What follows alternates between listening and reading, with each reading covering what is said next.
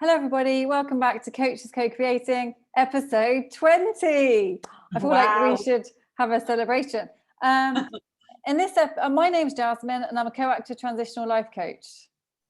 And my name's Amanda, and I'm a coactive inner calm coach. And today we're going to talk about control and letting go. So, Amanda, so what is control for you? Because I do believe we have different definitions in our mind about this.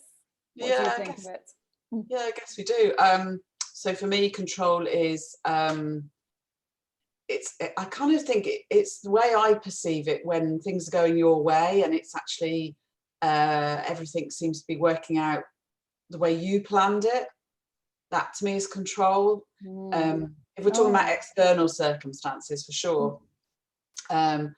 And then obviously there's self-control as well, which I don't think that's exactly what we're talking about, is it? But self-control is like just being disciplined with yourself and being sort of relaxed and calm and not artificially so, being able to sort of control your own emotions without having to really too much effort, I suppose. What about you? What's control to you? Yeah, it's like when you're saying all those things, so many things come to my mind when you say about control. And for me, control is, like you said, everything is how I want it to be. But it's probably not really, but I think everything is how I want it to be in my head. Like the situation, it's like, because I used to really like to control things before. I think it's because I had lots of anxiety, and it's connected, isn't it? It's so connected. Yes, absolutely. But, so it's like, I remember I used to think, right, I'll be like this, and then they'll be like that, and then the situation will be like that, and then I'll be okay, and then it'll be okay, and then that'll be like that, and that'll be like that, and then it'll be okay. And it's actually, when I think about it now, it's absolutely exhausting. Yes, I can hear that in your voice. Yeah, because that's how it was. That's how it was. That's how anxious I was.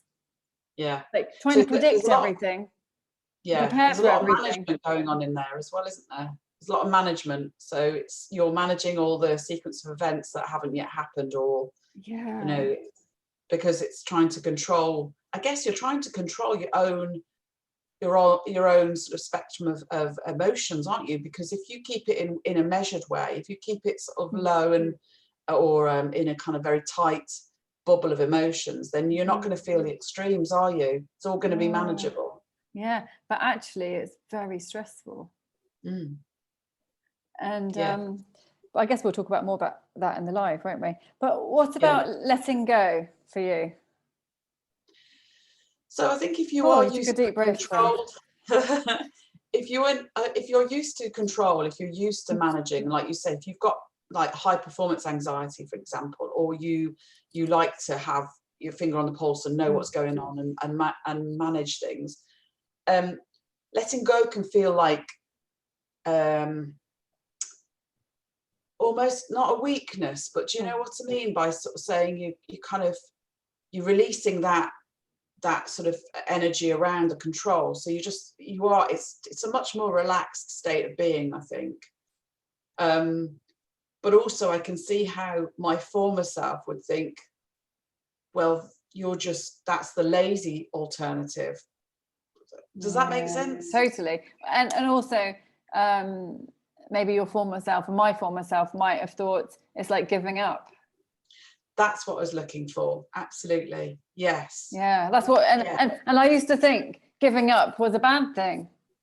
Yes. Yeah. But actually it's not giving up on yourself or something like that. It's just giving up on controlling things you can't actually control.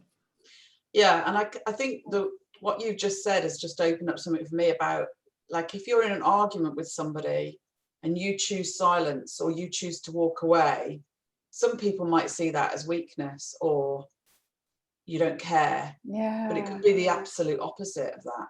Wow. Really?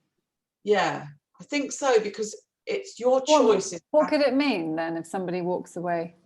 Well, the thing is, if somebody walks away, I guess it means that, they've chosen not to fight for it. They've chosen not to have that combat. And so they've chosen, I suppose, the control that they've had is the control of what they do. and they've kind of ignored what the other people are doing. And that's, I think, how we, if you live in the way that you want to live, sometimes that's the best way to be, is accept that you cannot control other people and other external circumstances, but you can control yourself. And if you let go of the need to control everyone else, then life becomes simpler and much more easier for you. But walking away feels like avoiding. Yes, I suppose it could be. I suppose it depends on how that relationship works, whether it is a complete separation, or whether they've just chosen to walk away at a certain point because they don't like the conflict, or they don't want to engage in something. It's like, for instance, if we were to have an argument now, unlikely, but if we did, and I knew that I was likely to say something that I would regret, I would rather step away and walk away, simmer down, and then come back to you, and, like, you know, we could sort of make it. Because that means you know yourself so well. Yeah. You know that you're reaching your limit, possibly. But there's an element there of self-control, but letting go of the argument. So you're letting go of the need to be right and the need to prove your point. And that sometimes is really powerful. Wow. Yeah. Wow. Oh, it's so interesting. I think that's probably all we've got time for now, though, but it's such an interesting topic.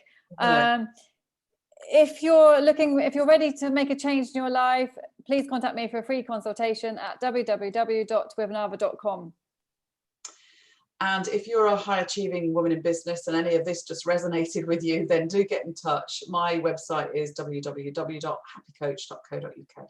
See you later. Come and join us on LinkedIn every Mondays. Mondays. Okay. Monday. Bye. Bye-bye.